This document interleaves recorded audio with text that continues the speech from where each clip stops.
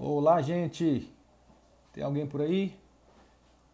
Nós estamos aqui já quase começando a nossa live dessa noite. Nós vamos falar hoje com o pastor Felipe Niel. Olá, Sinara. Sinara foi a primeira que entrou aqui hoje. Tudo bem com a Ailda aí, Sinara? Cuida bem do Ailda, hein? Que bom. Tá tudo bem por aí, Sinara? Márcia Rigueto, a nossa arquiteta. E aí, Márcia, tá tudo bem? Sua mãe tá bem? Que bom que você tá aqui com a gente. Ah, olha, Sara. Sara Ribeiro, lá de Patrocínio. É isso, Sara? Você está em Patrocínio ainda? Que bom tá. Que bom que vocês estão aqui. O William Castro também entrou, tá com a gente. Ô, gente, vamos compartilhando aí essa essa live aí, se você puder fazer isso aí em inbox, sua turma aí, chama a turma pra gente conversar hoje. A gente vai falar hoje com Felipe Niel. Felipe Niel é um pastor da Igreja Batista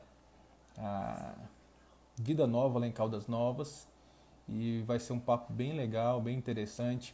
E se você tiver aí dúvidas, se você tiver perguntas, por favor, vai mandando por aqui, porque nós vamos interagindo com o Felipe Niel com as suas perguntas, tá bom? A Keila entrou. Ô Keila, tudo bem por aí? Cadê meu amigo José? Tá bem? Falei com ele hoje. Chama Karim para assistir também a nossa live de hoje. O Moisés Fernandes também entrou aqui, tá com a gente. Nós vamos começar em 4, 5 minutos, tá, gente? Nós estamos aqui só para juntar a turma para a gente começar, a gente fazer um link lá com o Niel. A Laísa também chegou. Oi, Laísa, tá tudo bem por aí? Os meninos estão tudo bem por aí? Meu amigo Fader. Que bom, Keila, que tá tudo bem. A Vanessa entrou também. A Vanessa entrou. Gente, vamos chamando a turma aí pra gente começar. Agora o Lucas vai ficar feliz, porque a Amanda também entrou aí. Maíra tá com a gente. Pois é, gente, vamos chamando aí que agora a gente vai começar a nossa live aqui com o Felipe Niel, da Igreja Presbiteriana de Palmeiras, tá com a gente. Que bom. A gente vai falar com o Felipe Niel hoje. E hoje a gente vai tirar várias dúvidas, vai conversar a respeito de várias coisas. A gente não estabeleceu um tema único, que nós vamos conversar sobre várias coisas. Então o tema é aberto hoje, tá? Se você quiser compartilhar alguma coisa aí, se você quiser perguntar, se você tiver algum questionamento, alguma dúvida, a gente vai estar aqui para conversar, tá bom? A Adriana entrou, o Fader entrou também, tá com a gente. A Tainara também tá com a gente aí. Fala, Fader, meu amigo, tudo bem? Vamos chegando aí. Adriana, chama o Ivan também pra gente conversar, beleza?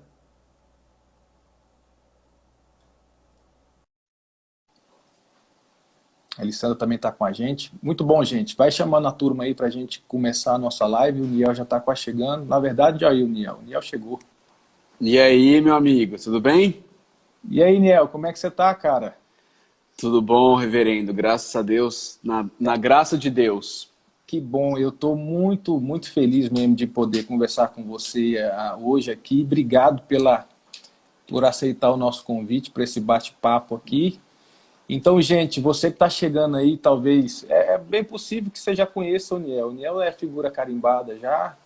Então, a gente está conversando com o Niel hoje. Se você tiver aí alguma dúvida, você que é da nossa igreja, da segunda igreja, você que é amigo aqui nosso, o Niel é pastor da Igreja Batista Vida Nova em Caldas Novas, e o Niel tem feito um ministério muito interessante, muito abençoador no nosso país também.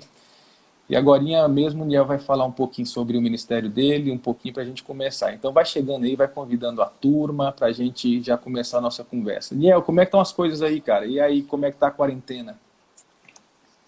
Aqui em Caldas está bem forte, né? Aqui em Caldas está bem forte. O prefeito fechou tudo, tá... Na verdade, assim, as primeiras 2 semanas ele fechou absolutamente tudo mesmo, ficou só farmácia, supermercado e posto de gasolina, basicamente, né? Aham. E aí agora essa semana ele deu uma certa flexibilizada com relação a algumas coisas que ele entendeu serem importantes aí, obras pequenas, residenciais, o pessoal pôde voltar a trabalhar. A feira de domingo ele liberou também para funcionar, com uma série de restrições, né? Mas o que realmente gira a cidade está fechado, né? Que é o turismo, que é hotelaria, parque, está tudo fechado. E a igreja, cara, como é que tá aí? Como é que vocês estão lidando com essa questão? A igreja está sem ter cultos, né? Nós temos feito transmissões ao vivo de louvor e pregação no domingo. Nossos grupos pequenos se reunindo através do Zoom, né? Do aplicativo Zoom, fazendo videoconferência. E fazendo algumas reuniões de oração também, através do Zoom também, para a igreja toda, né? Legal. E estamos nos movimentando para servir a cidade, né? Hoje a gente, agora, nesse momento, tem irmãos da igreja. A gente, pela graça de Deus, a gente está com uma campanha de levantar recursos para suprir os necessitados. Acabamos de investir R$4.000 no supermercado, comprando alimentos para poder distribuir para quem está precisando. Então, que bom, cara. Estamos nessa luta aí. Filipão, mais uma vez, obrigado por estar com a gente aqui. Nós vamos trocar uma ideia sobre algumas coisas que são bem, assim, são questionamentos bem comuns dentro da nossa igreja. Então a gente está fazendo uma live para a gente conversar sobre esses assuntos. E é certo que você vai poder contribuir com a gente aqui. Fala um pouquinho sobre você, apresenta aí, talvez tenha alguma turma aqui que está nos ouvindo, ainda não te conhece. Fala um pouquinho aí de você, do seu ministério. Eu sou pastor aqui na Igreja Batista Vida Nova, em Caldas Novas. Tem 12 anos que eu estou aqui. E servindo como pastor, sirvo também na liderança nacional da Atos 29 Brasil, que é uma rede de igrejas que querem plantar igrejas, querem cooperar para plantar igrejas. Eu tenho desenvolvido um ministério online também, com um curso de discipulado centrado no Evangelho que eu tenho, chamado A Vida no Evangelho. Enfim, tentado servir a igreja aí nas áreas que Deus tem me capacitado. Que legal. Ô, Niel, já começando então, nós estamos aqui falando de lives, de cursos online. Que você está achando aí desse crescente número de lives que tem acontecido agora, sobretudo por causa dessa pandemia? E principalmente essas que estão sendo assim proliferadas pelas igrejas e pelos pastores. Você tem acompanhado? O que você está achando? Você acha que tem só pontos positivos? Tem algumas coisas, alguns pontos negativos? Eu acho assim, que é um caminho sem volta, pelo menos é o que eu tenho pensado, né? Que as igrejas têm explorado bem esse recurso. E como é que você está vendo esse negócio, cara? Tá legal? Você acha que tem alguns perigos?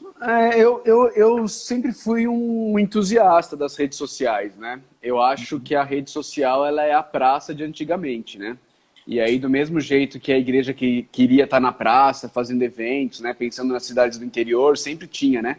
A minha esposa é de uma cidade pequena do interior de Minas e a praça sempre foi a praça central da cidade, o lugar onde as coisas aconteciam, e a igreja sempre queria estar presente lá também, seja com evangelismo, seja com eventos e tudo mais. E hoje a praça são as redes sociais, né? Você tem uma situação onde você vê cantores sertanejos colocando 3 milhões de pessoas para assistir uma live. As pessoas não entendem o que está acontecendo, né, reverendo? Para ter uma ideia, esses cantores sertanejos que colocaram 3 milhões de pessoas numa live, eles pagavam algo em torno de R$500 mil para ter 16 minutos no Faustão. E agora eles abrem uma live no YouTube, pegam os patrocinadores para eles e fazem a live e atingem as pessoas que eles querem. Eles não precisam mais da mídia. E nisso a igreja precisa acordar e perceber que do mesmo jeito que os cantores sertanejos podem fazer isso, a igreja também pode. E deve, né? É uma praça, e a praça, ela tá lá, ela tá aberta, você não precisa nem pedir alvará da prefeitura para poder fazer seu evento lá. É só você se estruturar, é só você se organizar, ir lá e falar o evangelho, e pregar o evangelho. Então eu vejo com muito bons olhos. Eu acho que a igreja precisava entrar na praça do século XXI, que são as redes sociais. Muito pastor era muito reticente, via como como algo do inimigo, algo até meio que do demônio, não sei o que e tudo mais. Mas tá aí é onde o povo tá. A gente precisa levar o evangelho onde o povo tá.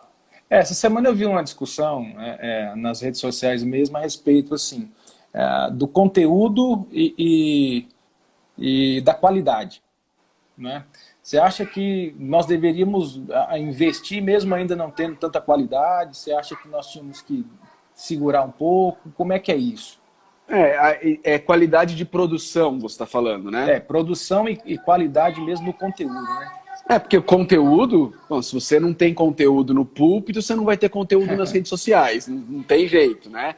E o conteúdo é a palavra de Deus. A gente tem o melhor conteúdo que existe. Nossa. Se a gente pregar a palavra de Deus, não existe conteúdo melhor, não é? Agora, a questão da qualidade de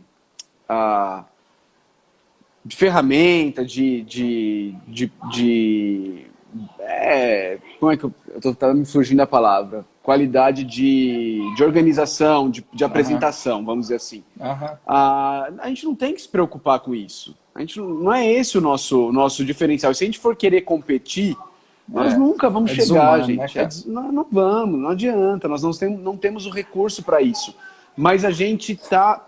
Eu gosto de pensar, Juliano, nas redes sociais como um shopping center. Cara, agora eu fiquei mais confortável. Você me chamando de Juliano, porque você tá me chamando de reverendo, velho. Tá pesado. Aí não pode? Não, então beleza. Então, Juliano. Deixa só pro Augusto, só. Eu sempre começo assim. Se a pessoa me libera para... Então vamos lá. Isso, o Uriel usou a expressão que eu estava procurando. Qualidade técnica. A gente não vai ter a qualidade técnica do Jorge Mateus, a gente não vai ter a qualidade técnica dos cantores sertanejos. Não adianta, a gente não tem o recurso que eles têm. Mas a gente também tem a nossa lojinha nesse shopping. Vamos pensar dessa forma. Nós não somos uma FINAC no shopping, nós não somos uma Mundo Rehap no shopping. Mas a gente tem a nossa lojinha lá, tá aberta pra gente. A gente pode usar. E as pessoas estão passando lá do mesmo jeito e vendo a lojinha e podendo ver aquilo que é o conteúdo mais importante, que é o Evangelho do Senhor Jesus Cristo. Então, vamos pregar. Essa semana, falando você até tocou nesse assunto aí, essa semana o Jorge Mateus fez uma live lá e bombou na internet, e aí repercutiu isso até nas conversas de grupo de WhatsApp da igreja. Na sua opinião,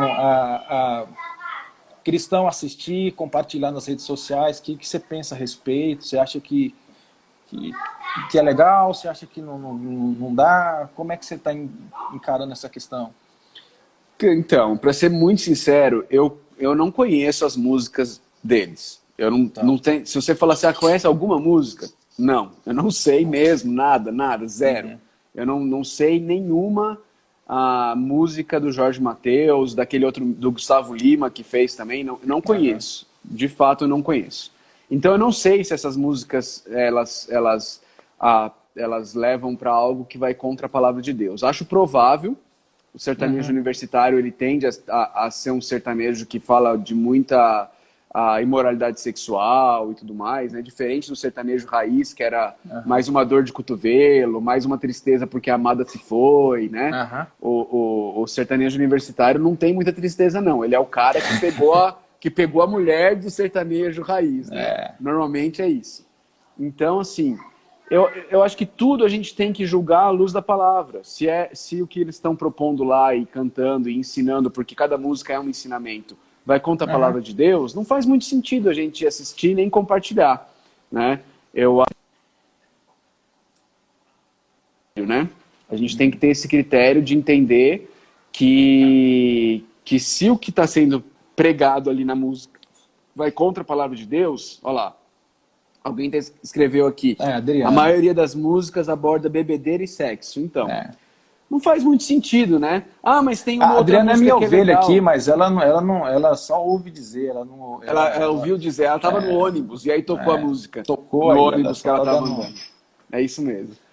Então, assim... Eu entendi. Então, você acha que o critério é a palavra de Deus? É a palavra de Deus. O que aquilo lá está propondo? Não é se é evangélico ou não é. O ponto não é esse. Mas não é música evangélica. O ponto não é esse. Tem muita música não evangélica, escrita por incrédulo, que honra e glorifica a Deus e que ensina o que está certo. na verdade. Uma verdade que é a verdade de Deus, de graça comum. Mas se esse não é o caso, então não tem lugar pra gente. Para que eu vou compartilhar ensinamentos que vão contra a mensagem, a palavra daquele que morreu na cruz para me salvar? Ô, Niel, outra coisa que a gente tem discutido, você até discutiu, acho que na live de ontem, se eu não estiver enganado, eu estava assistindo você, a questão da ceia online. Como é que você está vendo essa questão? Sim, a gente vê muitas discussões a partir de experiências, a partir de uma avaliação, a partir de vários vieses. Qual é o critério que a gente deve avaliar essa questão? Você acha que a Bíblia nos orienta a respeito dessa questão que é tão atual para nós, é tão contemporânea? Você acha que a gente consegue analisar isso aqui pelo viés da palavra de Deus? Juliano, eu creio que sim, mas eu acho que não deveria ser algo que a gente deva ser dogmático sobre isso, né? Eu acho que não é algo que a gente deveria, não é uma batalha que a gente deveria morrer por ela. Eu tenho a minha convicção, eu acho que quando Paulo fala, quando vocês estiverem reunidos, ele vai ensinar sobre a ceia, lá em 1 Coríntios 10, 1 Coríntios 11, ele fala sobre isso, dando muito claro de que é uma refeição a ser compartilhada e desfrutada na reunião da Assembleia da Aliança. Né? Okay. Então, essa é a minha convicção, eu creio que é isso. Mas eu também não acho que é algo que Paulo escreve de maneira clara. Olha, isso aqui é indiscutível, não tem como discutir. Paulo está dizendo que tem que ser na reunião da Assembleia, é indiscutível, e se alguém faz errado, se alguém faz diferente, está errado, é um herege. Eu não iria por esse caminho. Na minha igreja, nós não vamos celebrar a ceia enquanto nós não pudermos estar reunidos como igreja. Eu não acho que esse seja o caminho, eu não acho que um pastor falando para uma câmera e as pessoas, cada uma na sua casa, com um pão e um vinho, tomando sozinhas ali no lar, ou com a sua família apenas, isso seja ceia. Eu acho que até a gente corre um sério risco de banalizar a ceia, e de no final de tudo isso daqui, as pessoas perguntarem, mas para que eu preciso da igreja? Por que eu preciso? Por que eu não posso ser igreja na minha casa? Eu celebro a ceia com a minha família, eu assisto cultos online, não é? E para que eu preciso ser igreja? Né? Então eu não entendo dessa forma. Eu entendo que ceia é uma refeição comunitária da Assembleia reunida, Assembleia da Aliança reunida. Mas, de novo, eu tenho amigos que pensam diferente de mim. E eu respeito a opinião deles. E não acho que é algo dogmático. Eu não morreria por isso, entendeu? Eu não faria um campo de batalha. A Igreja Batista tem algum símbolo de fé que trabalha isso, né? Assim, que dá amparo para vocês pensarem teologicamente, não? Eu acho que é uma... Não. Especialmente nessa situação, ou não que eu conheça, pelo menos, né? Ou não que eu conheça. Mas, especialmente essa situação, ela é muito atípica, né? Ela é muito atípica. Ninguém esperava por esse tipo de situação, né? Sim. Como que é a presbiteriana? Eu não tenho conhecimento. A confissão de fé estabelece alguns princípios, né? O princípio dos sacramentos, que no caso a ceia do Senhor e o batismo. Então a gente considera, até porque a Igreja Presbiteriana não se posicionou de forma oficial. Há interpretações também a partir dos seus símbolos de fé, que é a nossa confissão de fé. Por que ela não se posicionou ainda? Porque como é um assunto teológico, só pode ser discutido em concílio, entendeu? Então há recomendações. Recomendações você acata ou não acata. A recomendação é para que não se faça porque faz parte de um ajuntamento do culto público, da mesma forma que o batismo também é algo relacionado à comunidade, à comunhão, né? Então, da mesma forma, tem como a gente batizar pela internet, então a gente percebe que não seria bom fazermos isso pela internet. Mas não há uma determinação, porque como é uma matéria de cunho teológico, ela precisa ser respondida no concílio, então para isso vai precisar esperar ainda a próxima convocação do Supremo Concílio. O Lucas pergunta... É o tipo de coisa que eu até aconselharia pastores, se o seu conselho Obrigado, amor. Se o seu conselho ele está indo em uma direção e você pensa de outra forma, é o tipo de coisa que eu não ficaria dando murro em ponta de faca e brigando por isso, entendeu? Eu não Eu sei como acho. é que está aí em Caldas, desculpa, eu te cortei. Eu não sei como é que está em Caldas, mas aqui em Rio Verde a gente tem visto muitas pessoas, e essa foi até a pergunta de um colega que está nos ouvindo e nos assistindo.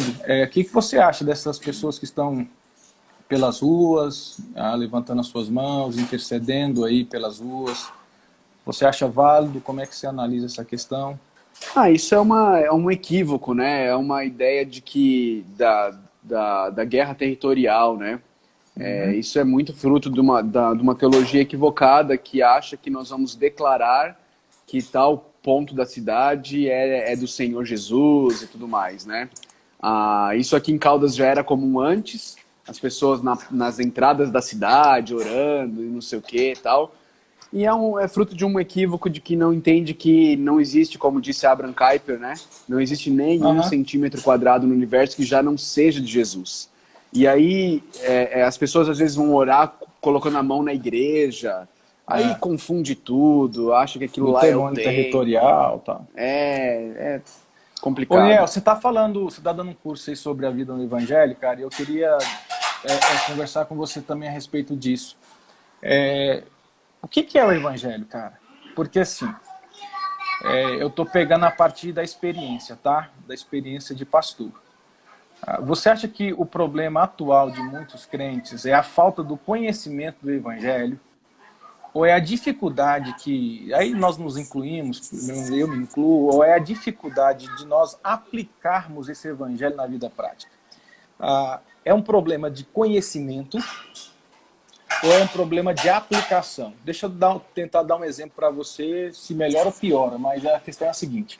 Tem um colega meu, e isso aí é real. Nós estávamos caminhando em discipulado, ele é agrônomo, está terminando o curso agora, vai começar a exercer a profissão. E ele assim falava assim, Juliano, como é que eu posso aplicar o evangelho na minha área? Eu vou para o campo, sou um agrônomo, eu vou para o campo, vou cuidar lá da lavoura. Como é que eu faço esse link, cara? Porque parece que o evangelho é aquilo que a gente professa, ele é tão teórico, é algo tão assim, né? Como que é esse negócio na prática? Então, assim, a pergunta é essa. Você acha que o problema atual é falta de conhecimento do real evangelho? Ou a turma até conhece, mas ela não sabe fazer o link para a vida? Eu acho que são as duas coisas. A falta do conhecimento teórico real também é fato. Aqui na igreja eu faço uma pesquisa com todo mundo que quer se tornar membro, especialmente pessoas que estão vindo de outras igrejas evangélicas. E eu faço 3 perguntas para essas pessoas. A primeira das perguntas é: para alguém ser salvo é necessário? E dou 3 alternativas: crer na pessoa e obra do Senhor Jesus Cristo, crer na pessoa e obra e praticar boas obras, ou não sei. E muitas pessoas, muitas pessoas acreditam ainda que é preciso praticar boas obras, né, para ser salvo. Aí a segunda pergunta é: você tem certeza da sua salvação? E aí, como consequência da primeira, a resposta é não, né? A resposta é não.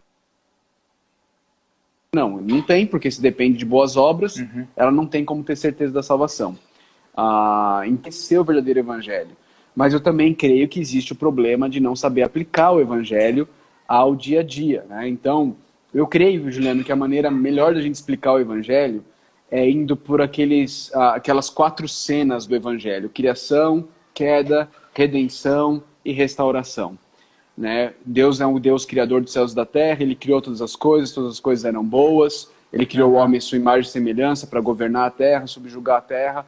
O homem caiu, se virou contra Deus e por isso se tornou merecedor da ira de Deus, mas Uhum. Deus providenciou um meio de redenção através do seu Filho Jesus Cristo, que veio, viveu uma vida perfeita, morreu a morte no nosso lugar, ressuscitou, está vivo para sempre, nos chama a nos arrepender e crer.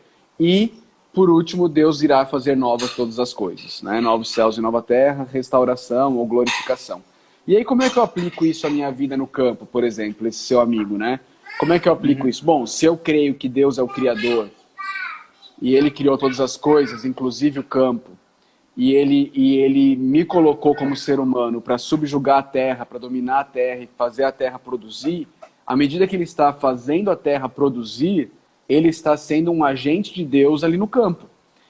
E restaurando a terra, a sua produtividade, que não chega a ser o que seria sem o pecado, mas ele está lá trabalhando para isso.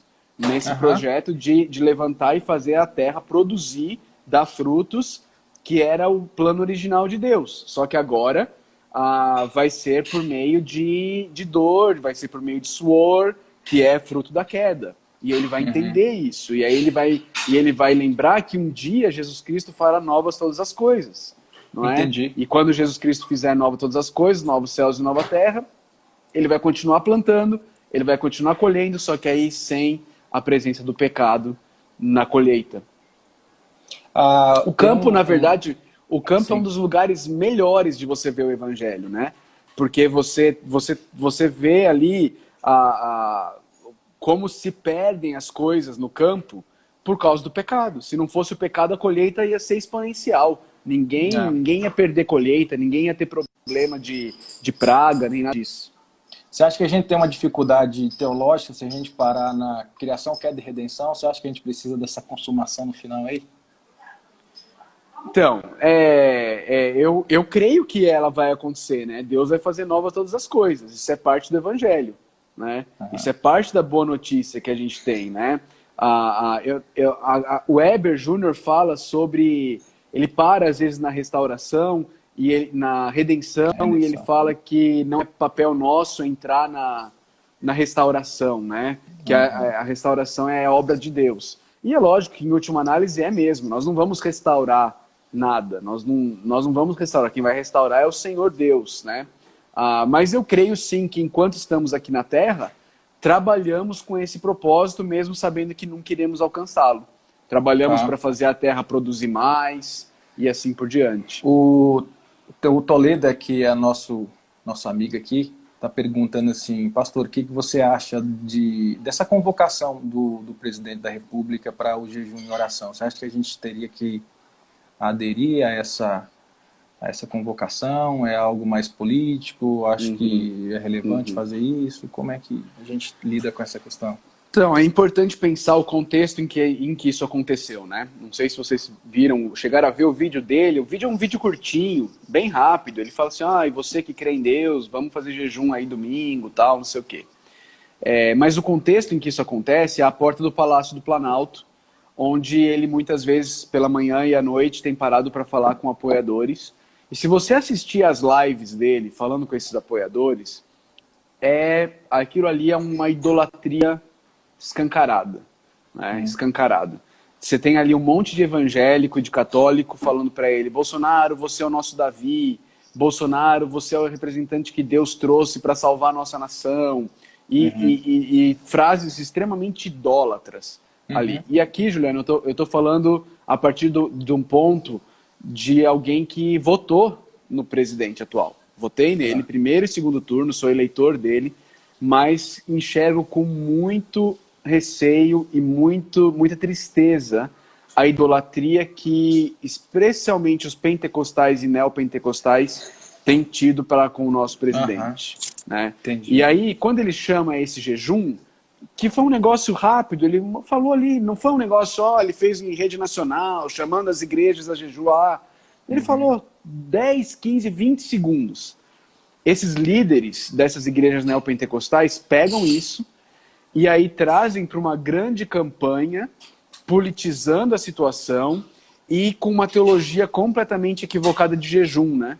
Vendo o jejum como uma maneira de mudar os planos de Deus, fazer uma chantagem com Deus, uma troca com Deus.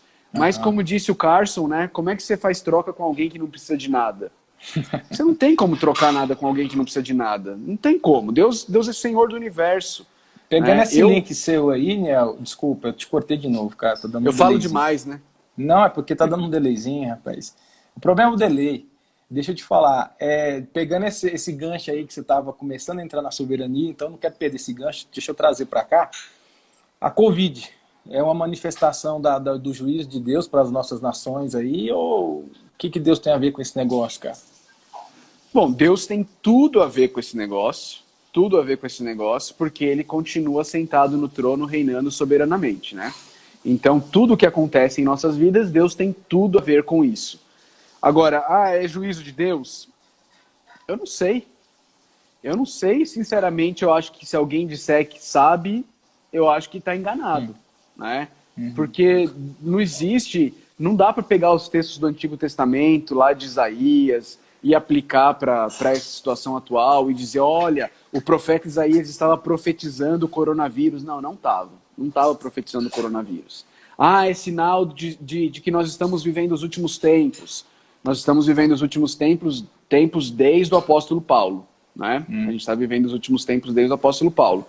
Jesus Cristo está voltando. Está. Pode ser hoje, pode ser daqui 10 mil anos. A gente também não sabe. O que a gente sabe? A gente sabe 3 coisas, ou pelo menos eu sei 3 coisas. Eu sei que Deus é completamente soberano, então o coronavírus não fugiu ao controle dele. Ele não falou assim, nossa, olha esses chineses, agora começaram a comer morcego, e agora entrou esse vírus, o que eu vou fazer agora? Não. Deus está no controle da situação. Ele está sentado no trono, reinando no coronavírus. Não é? Ninguém pegou coronavírus sem que tivesse no plano de Deus que essa pessoa pegasse, e ninguém vai pegar sem que esteja no plano de Deus que essa pessoa pegue. Então eu sei que Deus é soberano, eu sei que Deus é sábio, ele não se engana, então não tinha um plano melhor para ter, esse é o melhor plano que poderia acontecer, e eu sei que Deus é completamente amoroso. Então, se Deus permitiu que tudo isso acontecesse, é por amor. É por amor da igreja, é por amor do povo dele, é pro bem do povo dele e para a glória dele. Agora, como que isso vai acontecer? Como é que ele vai ser glorificado? Como é que a igreja vai ser edificada com tudo isso? Aí eu não sei. Aí é aqueles momentos, Juliano, de Elimeleque indo para Moabe, por causa da fome em Belém. A gente não sabe por quê, e aí Malom e Quilion morrem lá em Ruth. Por que eles morreram? A gente não sabe. Ruth não sabia, Noemi não sabia, Elimeleque não sabia.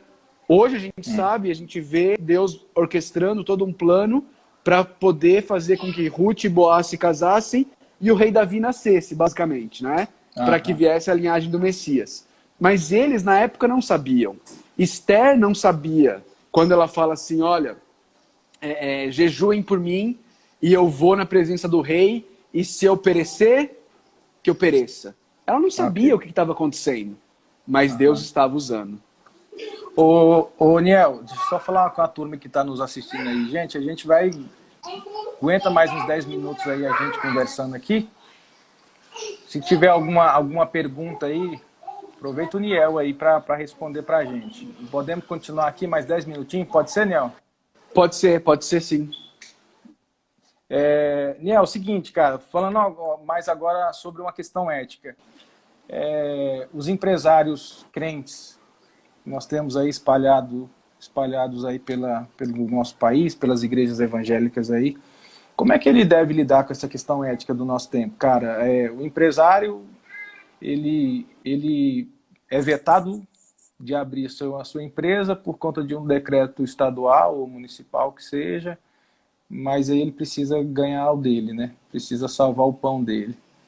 Como é que você vê essa questão mais ética, da ética cristã mesmo? Você acha que ele pode passar por cima do decreto, abrir empresa para trabalhar? Você acha que ele deveria acatar o decreto e ainda assim passar por algumas dificuldades?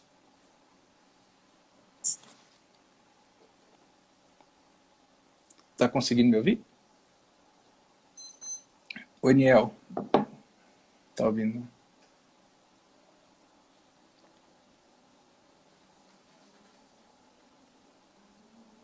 Niel, está me ouvindo?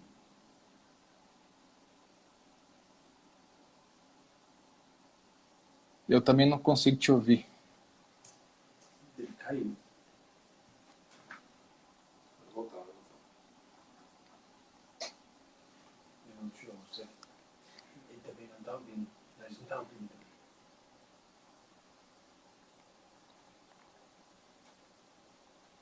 Alguém me ajuda aqui.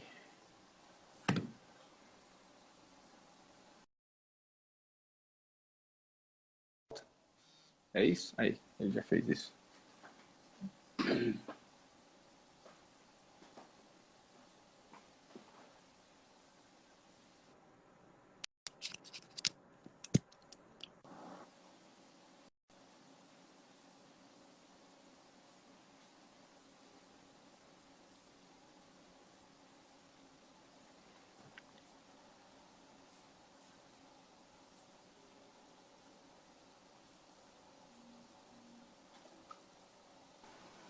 Consegue me ouvir agora, Daniel? Ok. Sim, agora te ouço. Você Que me bom. ouve? Consigo. Você conseguiu ouvir minha pergunta? Eu ouvi uma parte dela, onde você estava falando sobre os empresários e a questão Isso. ética do momento, mas eu não entendi a questão ética. A questão é, temos decretos, seja estaduais ou municipais, vetando abrir o comércio às empresas. Mas aí o empresário crente fica naquele dilema, ele precisa sustentar a casa dele, ele precisa comer, mas há um decreto do Estado para que não abra. O que você acha? Você acha que o cara tem que abrir para salvar o pão da casa dele? Você acha que ele tem que submeter ao decreto do Estado? O que você pensa a respeito, cara? É uma coisa tão difícil, Juliano, porque, assim, muitos juristas dizem que esses decretos são inconstitucionais, né? Uhum. Muitos juristas dizem que o prefeito e o governador ele não têm autoridade para poder decretar esse tipo de coisa, que teria que partir do presidente da República decretar um estado de sítio e que precisaria ser aprovado pelo Congresso Nacional. Então, esse é o Uhum. primeiro ponto.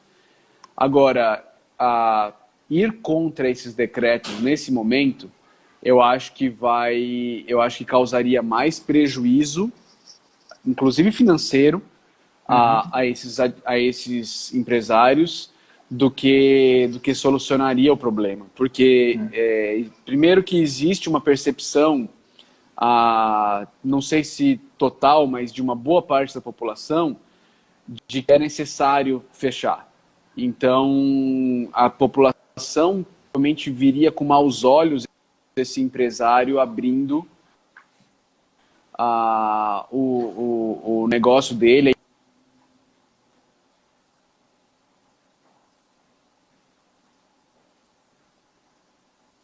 Ficou mudo de novo.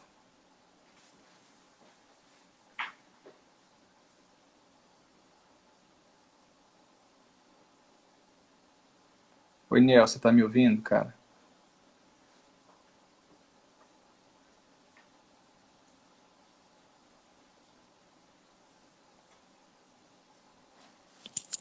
Tirou o...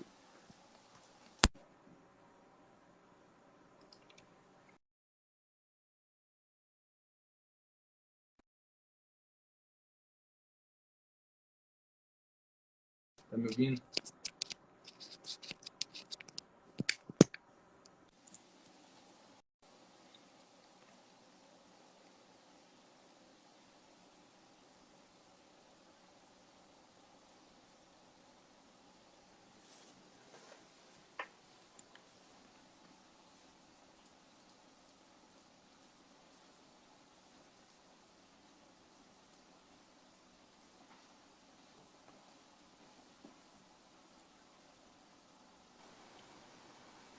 Oi, Niel, tá me ouvindo agora?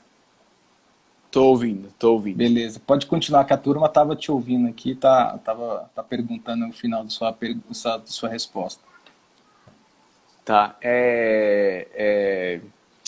Então, eu não conseguiria dizer que é um pecado dessas pessoas se elas abrissem o negócio delas, porque eu creio que realmente esses decretos são inconstitucionais pelo que eu consegui apurar até aqui. Mas eu acho que não Uhum. seria sábio fazer isso nesse momento. Eu acho que elas acabariam indo contra os clientes deles. E os clientes deles não iriam vir comprar do mesmo jeito, e eles não ganhariam dinheiro e ainda teriam uma má reputação na cidade. Então eu acho que não seria Entendi. sábio. Niel, vamos para a última aqui, porque agora acho que as lives começaram aí e vai pesar a internet. Deixa eu te falar, cara, esse aqui é de uma ordem prática mesmo que me foi perguntado para eu transmitir para você. Como você aconselharia um casal jovem, de jovens crentes que estão pecando sexualmente, mas eles se amam bastante, eles querem se casar, mas eles não têm condições financeiras ainda. Então a questão é a seguinte: se amam, não estão conseguindo segurar as pontas, querem casar, mas não tem condição financeira. Como é que a gente lida com esse casal? Esses se amam aí é muito complicado, né?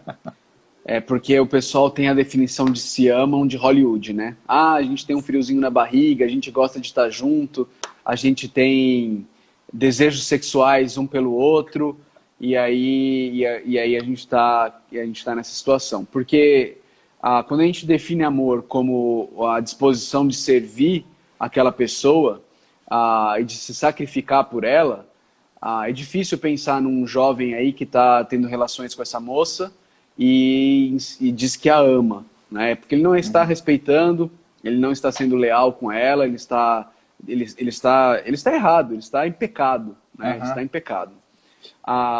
Eu creio que o caminho seria eles terem um acompanhamento muito forte, muito forte. Eu começaria, primeira coisa que eu diria para eles é eles precisam sentar com os pais deles e eles precisam confessar o pecado deles para os pais deles. Eu acho que é a primeira coisa que eles precisam fazer. E aí eles precisam se submeter à autoridade dos pais.